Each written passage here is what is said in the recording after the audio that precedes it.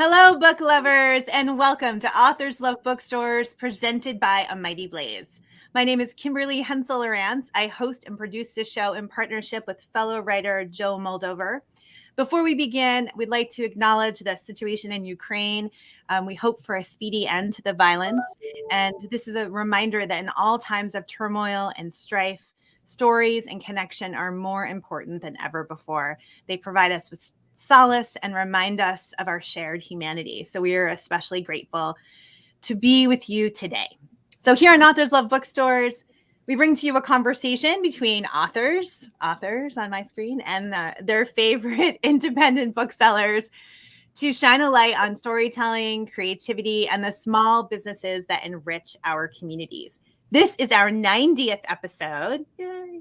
And I am very excited to welcome our guests. Today we are joined by Jessica Strawser and Kim Brock. Welcome, welcome. So let me tell you a little bit about Jessica and Kim, and then we can jump into our conversation. So Jessica is the editor-at-large at Writer's Digest magazine, and here are my Writer's Digest magazines sitting on my desk. She is also a contributing editor for Career Authors and an active tall poppy writer. And she's the author of 5 novels. Almost Missed You, which was a Barnes & Noble Best New Fiction pick. Not That I Could Tell, which was a Book of the Month bestseller. She's going to hold them all up for us. Oh, excellent. Forget You Know Me, which was awarded a star review by Publishers Weekly. And A Million Reasons Why, which was called a standout in the Starred Booklist review. Her latest novel came out yesterday, and it's called The Next Thing You Know. There you go. It's terrific, and I'm excited to talk about it today. Jessica was the 2019 Writer in Residence at the Public Library of Cincinnati in Hamilton County, and she's written for the New York Times, Modern Love column, Publishers Weekly, and many other venues, and she lives in Cincinnati with her family. Welcome, Jessica. Hi, thanks for having me. So Kim Brock is a bookseller at Joseph-Beth Booksellers, which is an independent bookseller with locations in Lexington, Kentucky, and Cincinnati, Ohio. Kim, this might be the first time we've had a bookstore on that spans 2 states. So that's very exciting. I want to talk about that. Let's see, the first store in Lexington, Kentucky opened in 1986, and the location in Cincinnati opened in 1993. The store carries a broad range of books for adults and kids, as well as gifts, and operates a full-service restaurant called the Bronte Bistro. Kim is the adult book buyer for the stores. Previously, she was the master bookseller at the Rockwood location for 7 years. Her favorite genres are fantasy, romance, and YA, and this is a fact I really am intrigued about. She will read anything that has witches in it, any fiction with witches. So I'm definitely, I already gave Kim the heads up. I'm going to ask about that. Okay, excellent. I need to write some witches in Yes, Jessica. There you go. That's your next book. Okay, but let's talk about the story, because that's the connection that the two of you have. So tell us, Jessica. Tell us about how you came to Joseph-Beth, the first time you went there, what makes it so special. Also, tell us about your launch. You had a launch there last night for the book. So tell us a little bit about your connection. So I don't know. Actually, I might predate Kim in this way, but before I was a novelist, and even before I was editor at Writer's Digest, I was working for this regional commercial nonfiction publisher called MS Books that published regional titles. So it was the same company that owns Cincinnati Magazine. They own regional magazines all over the country, like Texas Monthly. And we would publish books for their markets. This publisher only existed for like 2 years, sadly. We would publish books for their markets where they already had a magazine, radio stations, and things like that. So we published a lot of Cincinnati area centric and Ohio centric books, like Ghost Hunting Ohio. And there's a really famous bed and breakfast here called the Murfin Ridge Inn, and we published a cookbook with them. And all of my first experiences with Joseph-Beth were of bringing in our authors for their launches. So I was not the author, I was the editor. But because it was a regional publisher and they were regional nonfiction books, like we would all come. It was always a party. So the whole staff, I mean, literally the entire publishing staff would be there. And then the author would bring all their friends and family. And JosephBeth it is this gorgeous space. And they also have the restaurant there. They have this separate children's area that's wonderful. And we did a lot of different kinds of books there. And it's like whatever you throw at them, they know how to promote it right. And it's just this amazing community hub. So it was surreal when I published my first novel in 2017. It was surreal going for my own book because I had been to so many launches there just to book for books that I had worked on. So when you go to the store now and you see your books on the shelves, you get that little like tingle of excitement. Does it ever get old, or is it always just a thrill to see your name on the shelf? It never gets old. And I mean, like they have these great staff recommendations, with the little shelf talkers. And I've gone in just by accident and seen my book on like the book club recommendations shelves with the little shelf talker where someone writes, a bookseller will take the time to write a personal note about why they're recommending your book. Or sometimes they'll just have labels like this is this neighborhood book club pick this month. So if you walk in and you don't even know what your book club picked, like they have it labeled for you and you can just grab it. And so yesterday for my launch of The Next Thing You Know, not only did they have them all on the table right inside the door, but they also had a special menu they were serving in the bistro to tie in with the book all day since it's set in Cincinnati. So they came up with a special menu of dishes and cocktails that tie into the book in the setting. It was so fun. So people had like their Cincinnati cocktails while they were listening to me talk. So it was awesome. That's fantastic. Kim, that's wonderful. That's a real support of an author to celebrate her work like that. Oh yeah, we really get into that. We've done it many times before, especially when it's somebody who's local to us. We love our local authors, and Jessica has been a friend of JosephBeth for a very long time. So we're always happy to support. And the menu, when you tie in the menu, it just makes the event a little more special. It's like a little added touch. And people are like, well, I have to get it. It goes with the book launch that I'm here for. So I need the whole experience, So Kim, what drew you to book selling? I Googled you and I understand, that you were a teacher before this. I was. I taught kindergarten. Yeah. What after a background in education, I understand you did some communications work. So what drew you to book selling? Well, mainly I was a customer at Joseph before I was an employee, and a lot of our employees were customers long before they started working there. So you just get a section overall. The local sections are a little different, as in the one in Lexington focuses heavily on Kentucky, especially the horse community down there because it's huge in Lexington. And up this way, it's a lot of Cincinnati. It's a lot of focus on Cincinnati, in Ohio, and the customers are a little bit different, but each store is a little different too. So we kind of cater to both customer bases. Okay, excellent. To our audience watching, we're going to take audience questions throughout. So if you have them for Kim or for Jessica, please post them below the broadcast and put them below in a comment, and we'll get to them later on. Okay, so we are, so it looks like, okay, sorry. I have all these messages popping up on my screen. Okay, and let's get to my questions. My next question. Sorry, Jessica, it's for you. So congratulations again on The Next Thing You Know. It came out yesterday. And there's been a lot of buzz about this book. I know that I really enjoyed it, but I wasn't the only one.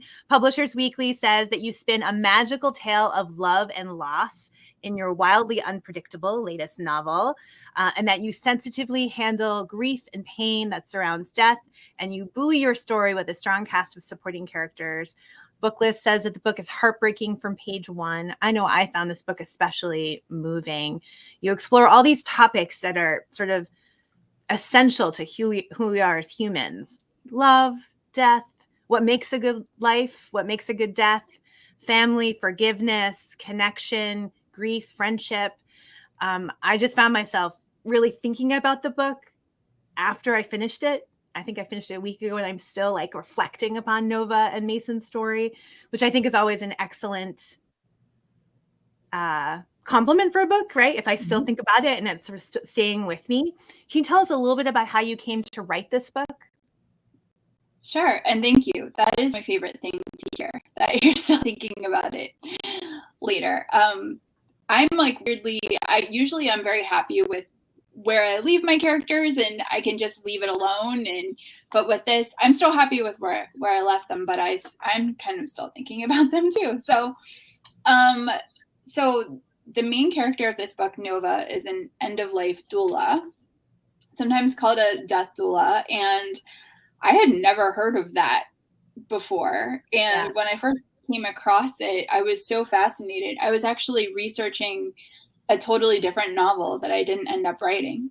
And in the context of researching that novel, I kept coming across these references. That novel was going to have a character who was terminally ill. So I was researching what your state of mind would be if you got, a bad diagnosis. And I kept coming across these references, end-of-life doulas. And so I looked into really what they do. And most people are familiar with the situations for you. This pivotal moment was fascinating to me. Because I just thought it would take a very special person to do that. So this is that job that I think it would take to do. I mean, job for that. The next thing I know, the next thing I know.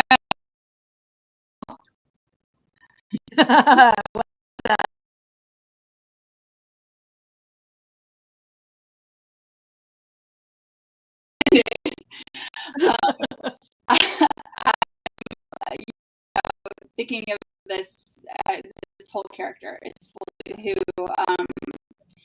young.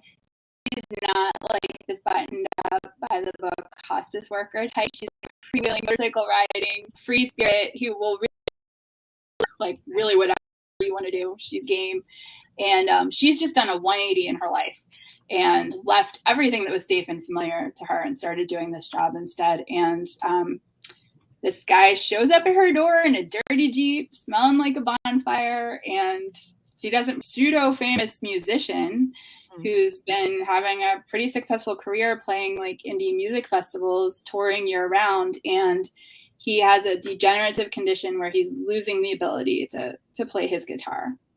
He's not a typical client at all. He's much younger. He's not very forthcoming about what he's going through, and he's really there because he just doesn't know what else to do with himself. Like, he's kind of like, I heard you can help me. I heard you can help people make peace at the end of life. But he's also kind of like, how long do you think this is going to take? How many visits is this going to take? Like, how does this work? And she's kind of like, I don't wave a wand over you. You have to participate in this. He's kind of prickly and not really game. So it's this challenge of how she's going to reach him and help him through the situation he's facing. So we have a question from the audience. Julie wants to know, how did you come up with the character of Mason? Some of the descriptions I've heard about the book is that it's a comp would be sort of if me before you and the Star is Born had a baby, or kind of. And so I did feel like that when I was reading Mason, that sort of like, sexy, sort of mysterious musician character. But were you inspired by someone in particular? Did you have a musician in your mind? Well, how I actually came up with the idea for Mason was that when I started researching doulas, there's that podcast called Ask a Death Doula. That's hosted by this woman who founded one of the major educational programs to become an end-of-life doula, called Doula Givers. And she talks to other doulas and just other kinds of spiritual leaders and holistic people. And it's really interesting because it's sort of like all with all good chatty podcasts, you feel like a fly on the wall during these real conversations. And they were talking about how the number one thing, it kept coming up a lot on these episodes, that the number one thing they hear from clients is the sense of regret, that they didn't get to live their life with the purpose that they felt they like, even if they're not a young person, but just kind of like, I don't feel like I ever really did what I wanted to do. You know, I never went for it. I let these dreams pass me by.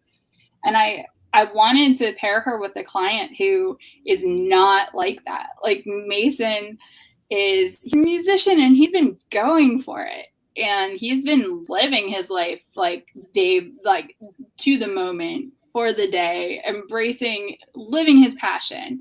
I mean, he does not have that, what have I been doing? I've been sleepwalking through my life. He hasn't been doing that at all. So he's been sort of practicing what she preaches. And I loved the idea of choosing a musician, just because I think as a writer, I'm drawn to other kinds of creative professions. And I think what it is about it that is so fascinating to me is the leap of faith that you have to take to pursue it. And with the kind of musician that he is, it's a big leap of faith. I mean, to go on tour and live out of your car and, you know,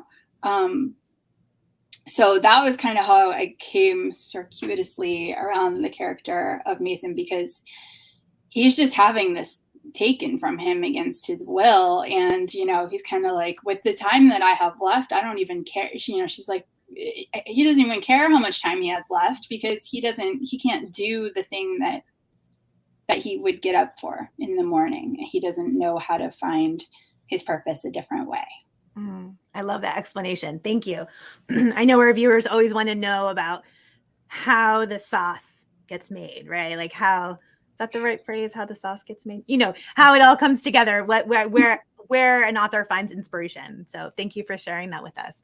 So Kim, I love this idea that Jessica walks into the store on a random Tuesday to pick up something and finds her book on the "You should read this book club" section, or staff recommendations. And I, you know, we have talked to so many bookstores on this show, and we know that that's one of the skills that an indie bookstore brings that's so valuable. Introducing readers to books and to authors that they might not always know about. Right. Tell us about your process for matching people. Like, what is it that you bring to that hand selling razzle dazzle? I mean, I know whenever I leave my indie bookstore, I always leave with books I did not intend to buy, because the booksellers are so good at what they do. What do you think about when you approach a customer who's like looking quizzically for their next best read? I always approach each person like they're my friend, and I'm trying to give them a great book. Like, you as my friend should read this fantastic book. And like Jessica's books are always, the characters are always so human. And the story is always very genuine, and there is a certain humanity with it, even a little bit of mystery too. And I always tell people, if you're just looking for, you want a good story, then Jessica's book is like one that you would put in your hands. Like, you want a good story, here you go. So I'm always like trying to, and I dig to like, well, what do you usually read? Or you want to try something different? Because if you want to try something different, we can go a whole nother way too. But I usually just approach it as, you know, trying to give a friend a good story to read. Excellent. And so if they say they're really interested in witches, what do you recommend, Kim? Come on. Oh, how many do you want to purchase today? Because I have a whole list. What's your go-to? My go-to is always Discovery of Witches by Deborah Harkness. Yes, those books are so good. Yes. She's been to our store a couple of times, and I fangirl out every single time. I cannot help it. Books are so and the stories are just so very rich. You get lost in them. So that's always my go-to. So, excellent. I love it. You have just recommended books I love. So I'm very happy about that. Thank you. So Jessica, in addition to novel writing, as I mentioned, you're an editor at large for Writer's Digest. which is a go-to resource for writers. So if you're out there looking for something to add to your to-read pile that will give you lots of information. I know I have a very good friend who found her agent by attending a Writer's Digest conference. So you do great work for writers. And I understand. And I can say JosephBeth has a really good newsstand too. Not all bookstores do, but yeah, JosephBeth has a good selection of periodicals on their newsstand. Excellent. Will you find Writer's Digest at JosephBeth? Yes, you will. All right, Jessica, you're all over the store. So I understand you've interviewed many esteemed writers over the years, David Starris, Alice Walker, just to name a few. Can you share a story with us about your favorite author interview? I can't call anyone my favorite because it's like memorable author interview. Yeah, that's the thing. I speak at a lot of like writing conferences and festivals, and because I get asked about that so much, I have a like keynote that I give that's like my top 10 writing lessons from 10 years of interviewing the best-selling writers. But even with that, I like cheat, like with each lesson, I'll quote like 2 or 3 different people because I can't. So there's actually like probably like 20 in there. Like I could never say a favorite. But I could give you like one that I liked that I found inspiring. Do you mean like for fellow writers or just for readers? I just mean one that maybe you reflect upon as being important to you. Lisa Scottoline. She, she's if anyone's not familiar, she's a best-selling suspense writer, but she also writes humor books with her daughter. They're like collections of, she writes a humorous column in, I think it's the Philadelphia Inquirer, and then they collect, like once a year, they'll collect the columns into books. So she has these humor books, but then she also has suspense novels. And last year she did this epic historical called Eternal. She's just amazingly multi-talented. She used to be a lawyer. And I really like the way that she talked about making the decision. It kind of ties into what I was saying earlier about Mason having to take that leap of faith and how I'm drawn to professions where like I'm so interested by professions where someone really had to do that in order to get where they're going. And Lisa was a really successful lawyer, and she was a mom of an infant who was newly divorced when she started pursuing writing. And she really didn't have, it was kind of, she would even say it was kind of a crazy time to try to do that. But she just really wasn't happy doing what she was doing, and she wanted to go for it. And she had this great analogy of like giving yourself permission to want something and like to carve out time for it. And I think especially it really resonated with me because at the time I had babies. I had a daytime as an editor running a magazine. I had a day job as an editor running a magazine. At night, I'm trying to write these novels after my babies are asleep. I don't know if they're any good. And it's making me tired and it's making me overextended. And there were so many days where it was just easy to be like, why am I trying to do this? And then if you say you're working on writing, other people are like, gosh, I wish I had the time to write. And I'm like, I don't have the time to write. I'm making the time. I'm trying to go for this. And Lisa just has this great advice, this great way she looks at, she calls it protecting your candle. Like you have this little dream that's like a candle, and she's very firm that like nobody else is gonna protect that for you. The world is gonna try to blow that candle out. And you have to cup your hand around it, and you have to protect that space, and you have to say, no, I can't come into the office on Saturday. That's when I work on my novel. Or no, I can't go out for drinks after work today. That's when I work on my novel. Like giving yourself permission to want something and to carve out space for it.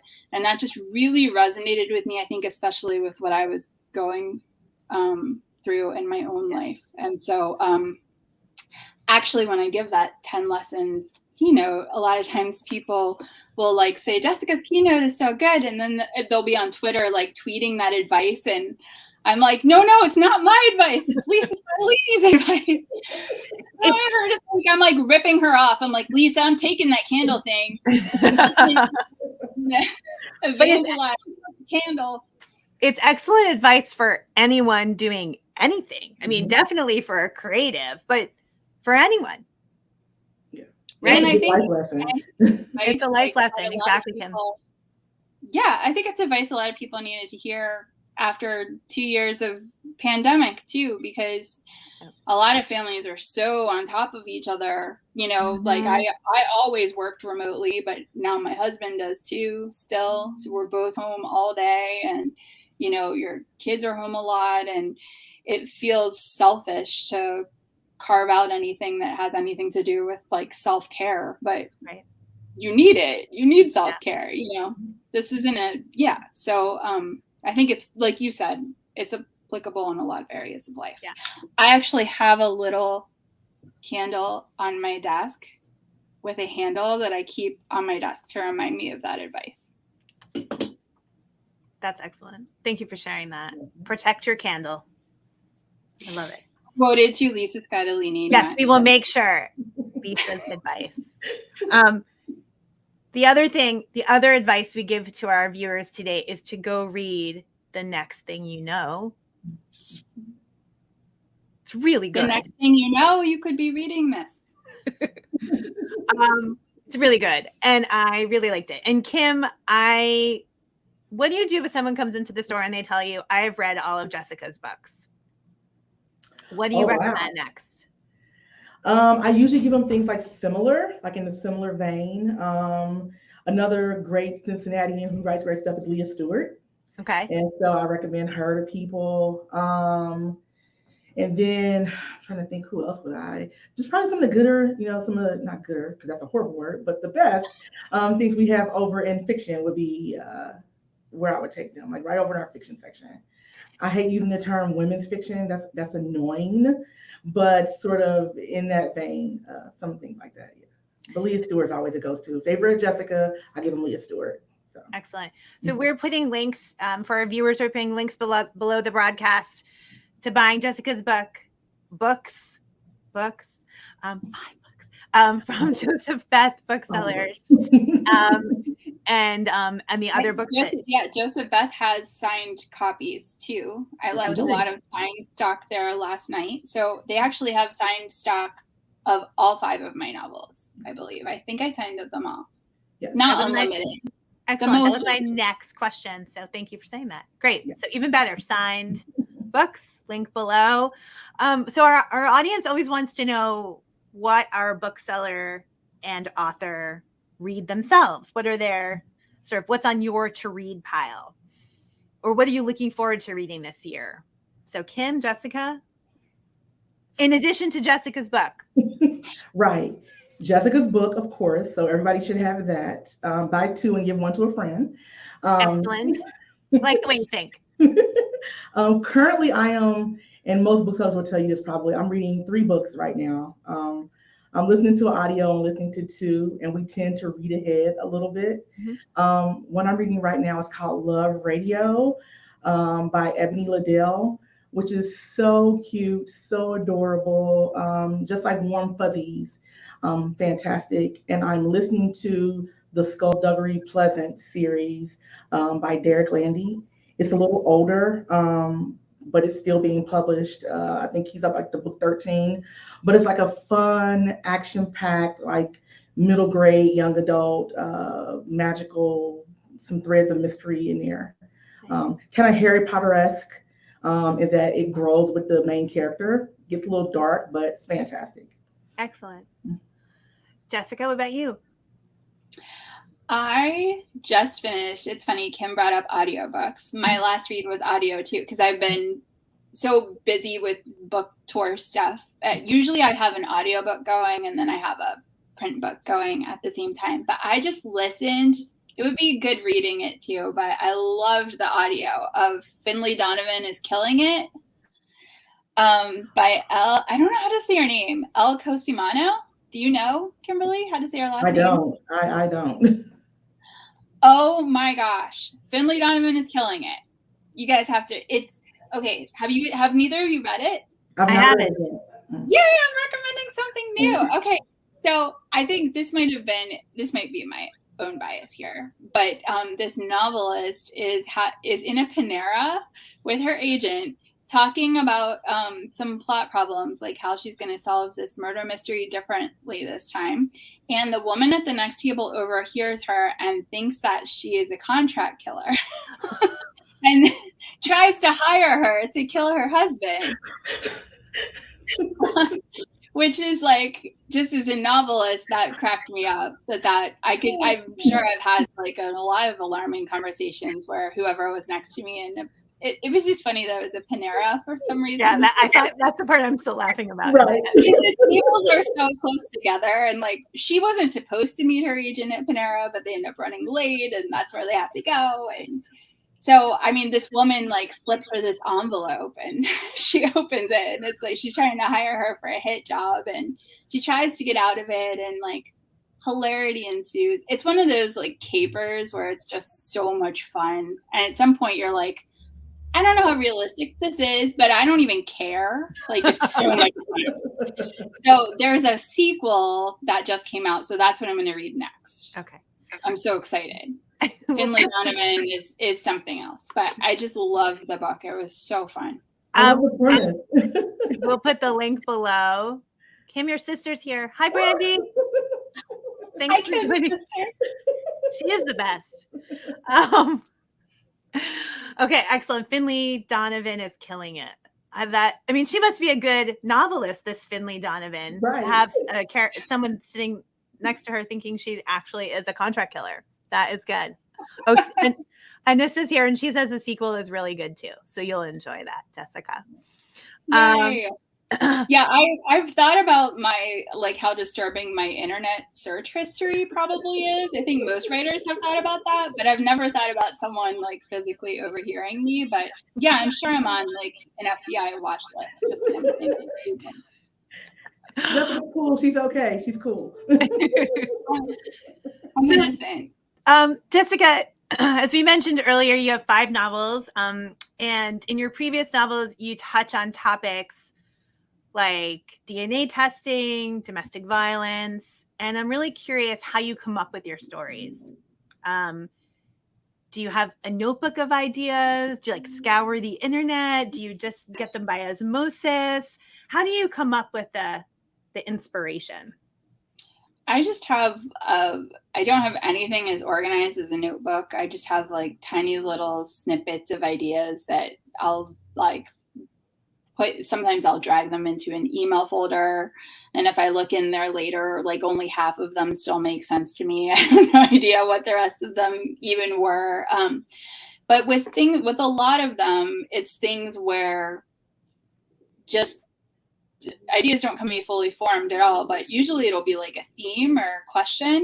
Like with A Million Reasons Why, this is the one. This actually is new, and it came out new in paperback last month. So it was new last year, but this is a new paperback edition. So with this, it's 2 strangers who are linked by a mail-in DNA test as half-sisters.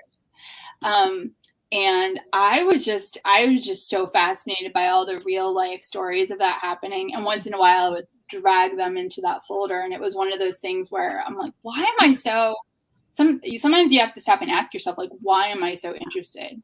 Some of these stories are such clickbait, like find out why, why you should never agree to this database. And I cannot scroll past it. Like, I know it's clickbait, but I'm like, I'm clicking. I have to read.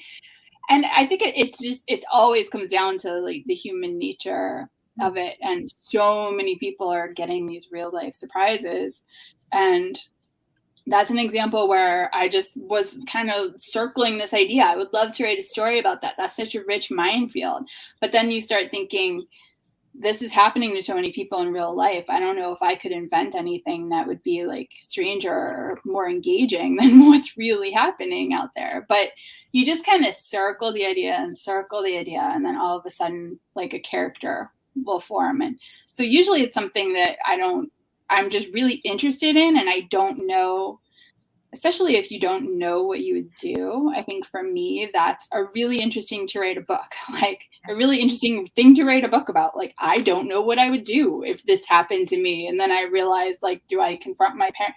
It's just interesting to, put some people in a situation and see what they do.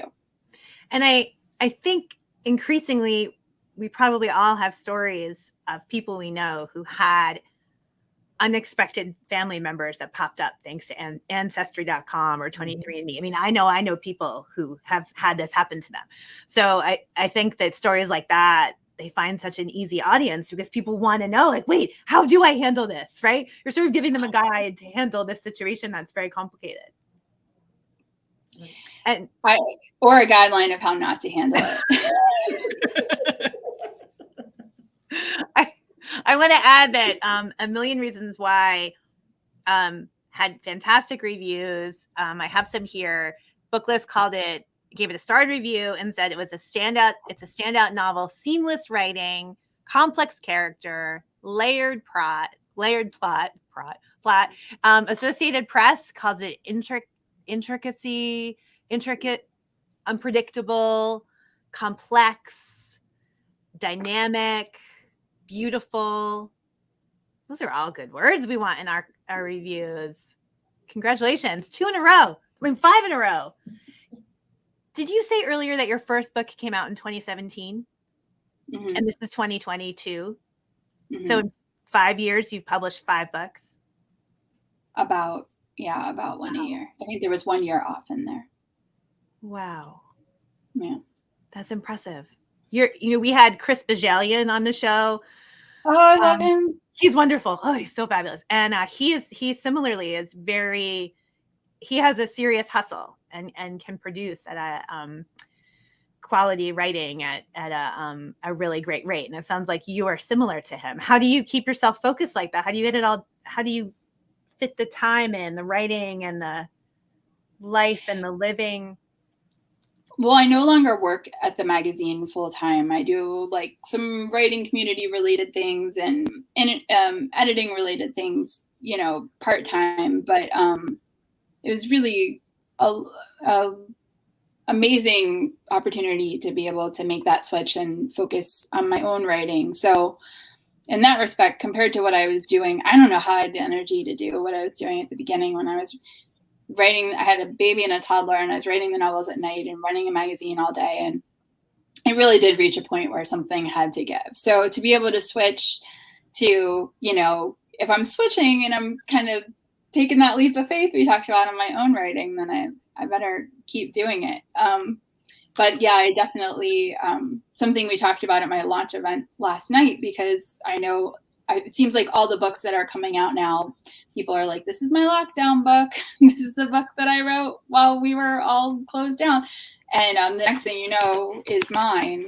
I was in the middle of it. And my kids are still really young. They're in elementary school, too young to self-direct their own learning. So it kind of, the routine with this last one became a big challenge again, where, for 6 months there was no school and no childcare.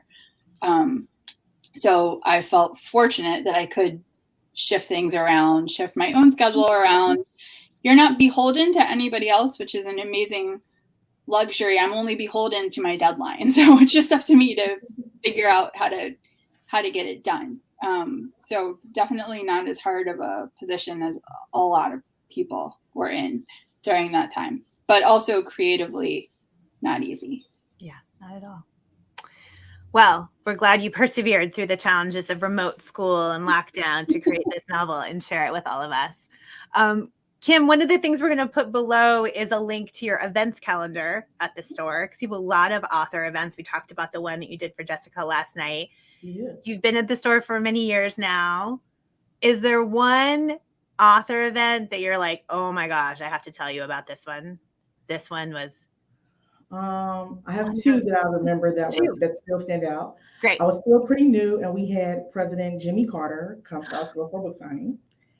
That was amazing. It was a little nerve-wracking too, because Secret Service comes through and the bomb sniffing dogs come through, and you have to turn in everybody's social security number and all these things. And so, yeah, but he was fantastic. He signed 1,500 books in 2 hours.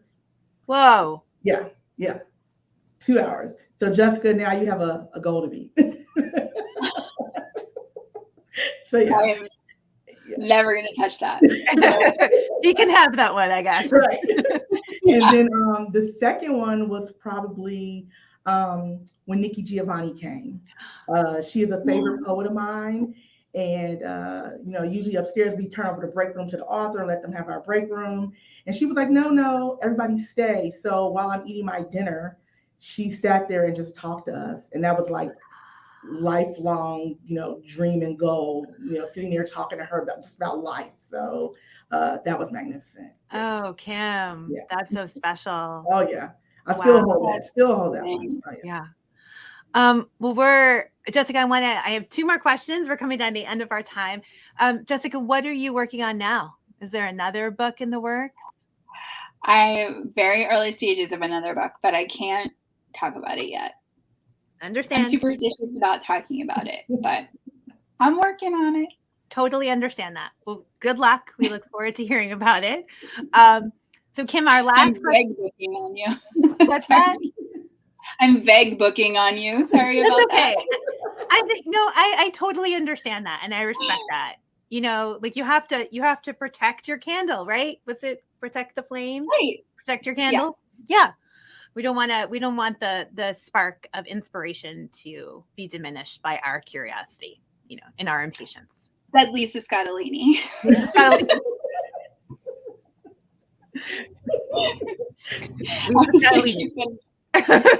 No, we have to keep giving the credit, right? Yeah. So Kim, our last question is always for the bookseller. Can you finish this sentence for us? Running a successful bookstore is part hard work, part luck, and part what else? Community. Joseph-Beth would not have made it through the shutdown without the community. The city of Cincinnati and the city of Lexington really rallied around both of our stores. I remember, when the governor announced the shutdown here in Cincinnati, and we knew we had a couple days, to get everything wrapped up. We had customers calling like, hey, I have $100. Can you just pick me out some books? Hey, we want to just give you $20 to stay in business.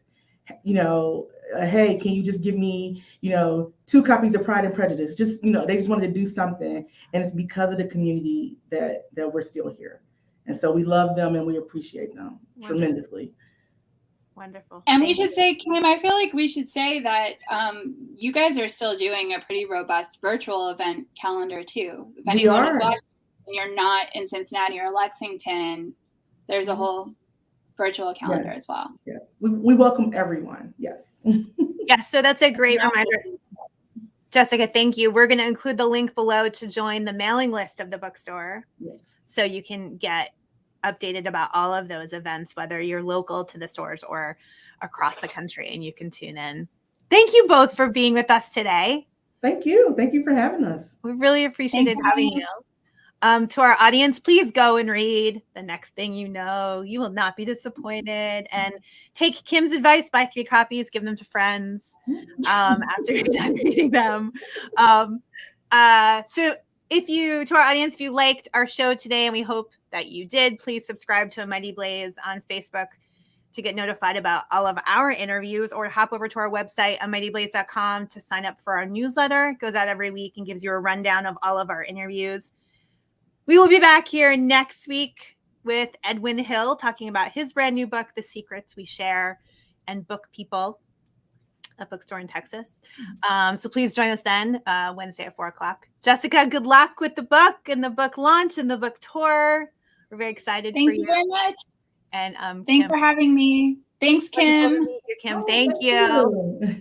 Bye, everyone. Be well, booksellers. Keep reading.